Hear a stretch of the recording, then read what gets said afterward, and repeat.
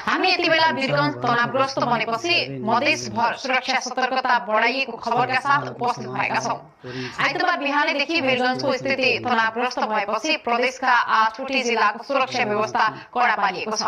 झडप हुन सक्ने सम्भावित स्थान पहिचान गरी ती क्षेत्रमा बाक्लै सुरक्षाकर्मी परिचालन गरिएको छ। टिकटकबाट सुरु भएको विवाद धनुषाबाट वीरगञ्ज सरेपछि सुरक्षा सतर्कता बढाइएको हो। केही व्यक्तिलाई नियन्त्रणमा लिएर अनुसन्धान भइरहेको प्रहरीले जनाएको छ। केही दिन अघि धनुषा जिल्लाको जनकपुर क्षेत्रमा हैदर अन्सारी र अमानत अन्सारी नामका दुई युवाले एउटा विवादास्पद भिडियो टिकटकमा अपलोड गरेका थिए।